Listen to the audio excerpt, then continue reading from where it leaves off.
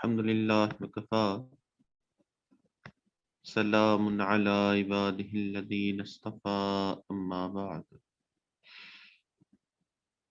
پچھلے چند دنوں سے سالکین کی 4 قسم کی نسبتیں بیان کی جا رہی تھی، جو حضرت شاہ عبد العزیز رحمۃ اللہ علیہ نے بھی بیان کی کہ سالک کو جو ہے وہ شیخ کے ساتھ 4 قسم کی نسبت ہے، اور سب سے کم درجے کی نسبت انعکاسی ہے، اور اس سے قوی نسبت القائی، اور اس سے بڑی اور کامل نسبت جو ہے وہ نسبت اصلاحی، اور سب سے کامل نسبت جو ہے وہ نسبت اتحادی ہے۔ اور یہ جو آخری 2 قسم کی نسبتیں ہیں، نسبت اصلاحی اور پھر نسبت اتحادی والے جو بزرگ ہوتے ہیں وہ اللہ کے مقربین میں سے ہوتے ہیں، ان کو اللہ کے ساتھ ایک خاص قرب حاصل ہوتا ہے جو عام آدمی کو نہیں ہوتا، اور یہی وہ لوگ ہیں جن کو تصوف کی زبان میں صاحب نسبت کہا جاتا ہے، کہ یہ اللہ والے ہیں۔ اور جب یہ صاحب نسبت بنتے ہیں تو ان کے اندر اوصاف پیدا ہو چکے ہوتے ہیں، اور ان اوصاف سے پتہ چل جاتا ہے کہ جی یہ صاحب نسبت لوگ ہیں۔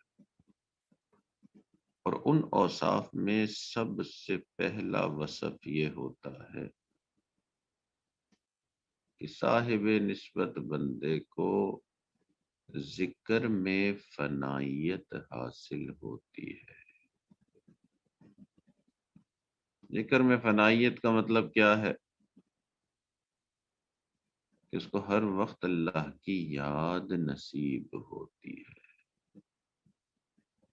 یعنی صاحب نسبت بندہ ایسا نہیں ہوگا کہ اس کو مراقبے میں بیٹھنا جو ہے وہ مشکل محسوس ہوتا ہوگا، یا تہجد کی نماز پڑھنے میں اس کو سستی محسوس ہوتی ہوگی، اس کو تسبیحات کرنے میں جو ہے وہ ٹائم نہیں ملتا ہوگا۔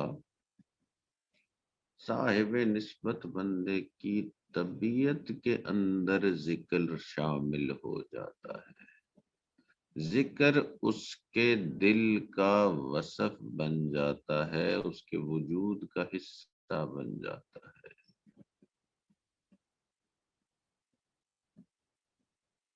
تو صاحب نسبت بندے کی ایک نشانی ہے کہ عبادت کا بڑا شوقین ہوتا ہے،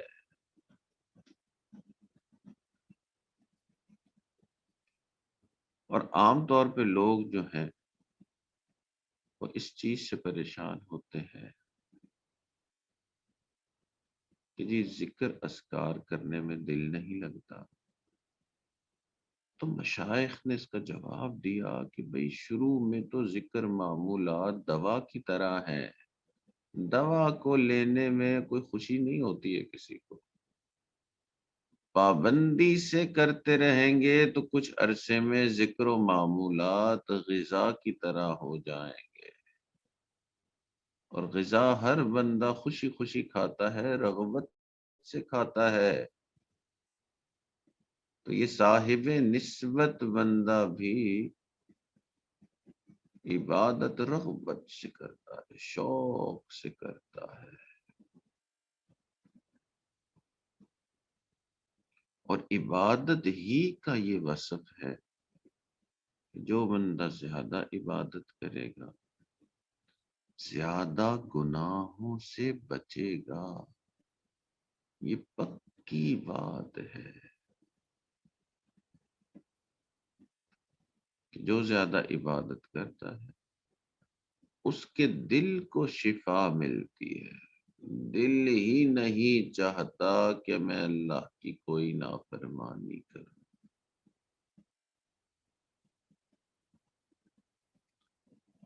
چنانچہ حضرت مولانا قاسم نانوتوی رحمۃ اللہ علیہ نے دارالعلوم کا جب سنگ بنیاد رکھا تو انہوں نے کہا کہ جی ایسے بندے سے سنگ بنیاد رکھوا رہا ہوں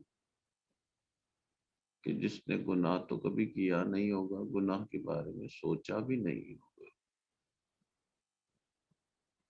تو کوئی بڑے عالم نہیں تھے جس سے سنگ بنیاد رکھوایا، بلکہ اس علاقے کے ایک بہت ہی معمولی سی، ظاہراً ایک معمولی سی شخصیت، منع شاہ ان کا نام تھا اور گھاس کاٹنا پیشہ تھا، مگر ذکر میں فنائیت حاصل تھی۔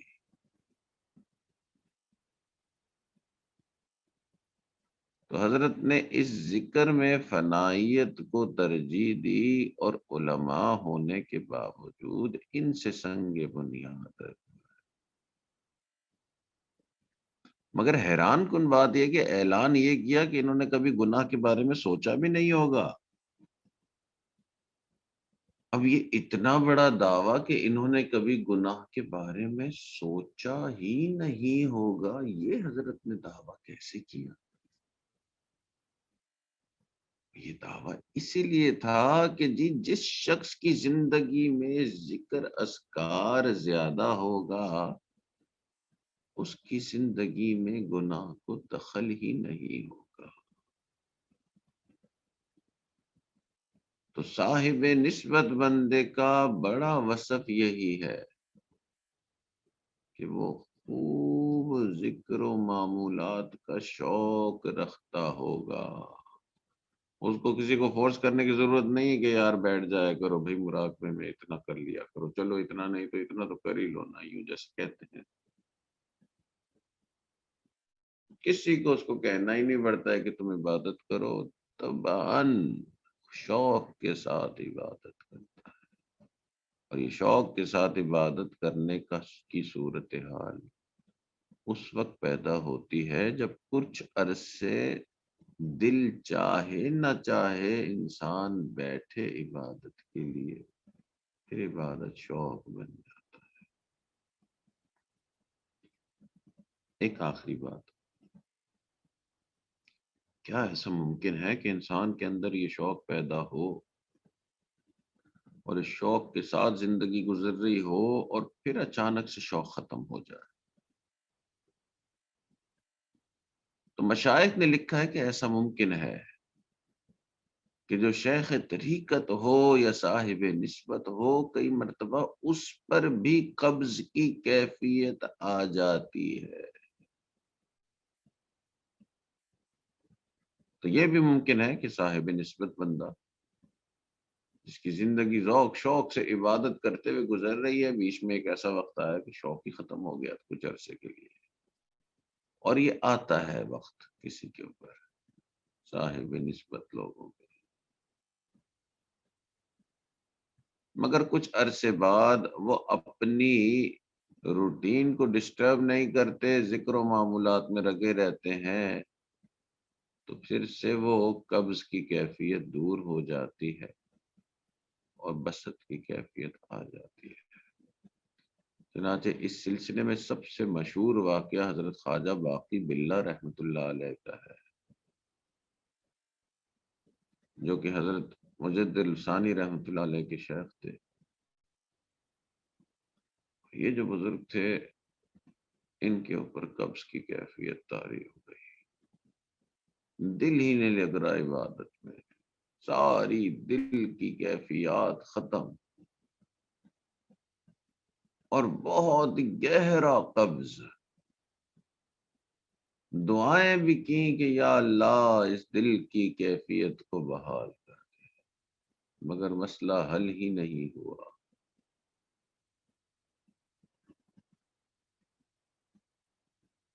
حتیٰ کہ بہت عرصے کی دعاؤں کے بعد اللہ نے دل میں ڈالا کہ تیرے اوپر یہ بس قبض کی کیفیت اس لیے کہ کسی بات پر دل میں عجب آ گیا، اب تو جا اور جو علاقے کا ایک مدرسہ ہے جس میں چھوٹے چھوٹے بچے قرآن پاک پڑھتے ہیں، ان سے دعا کروا تو تیری کیفیات بحال ہوگی۔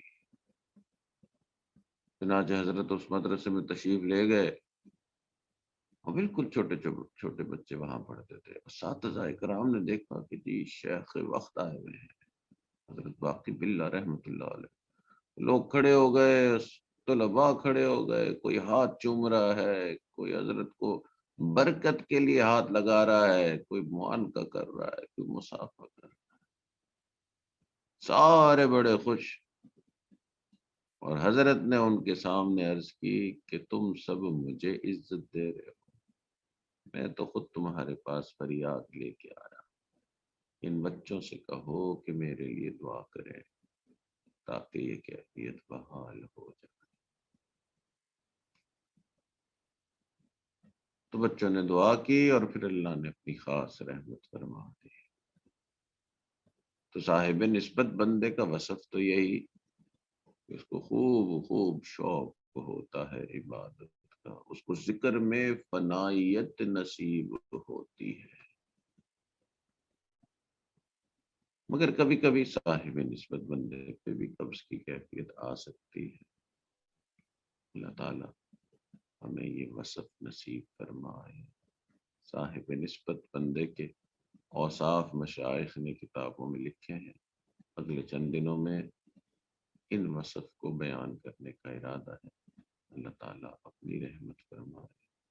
سبحانک اللہم بحمدک اشہد ان لا الہ الا انت استغفرک واتوب الیک. دعا کر لیجیے. الحمدللہ رب العالمین والصلاة والسلام على سید الانبیاء والمرسلین.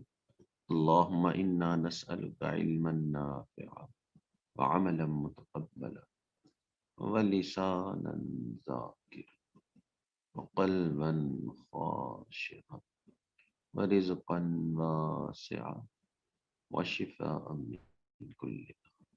وصلی اللہ تعالی علی حبیب سیدنا محمد وعلی آلہ واصحابہ اجمعین برحمتک یا ارحم الراحمین. جزاکم اللہ. السلام علیکم ورحمۃ اللہ وبرکاتہ.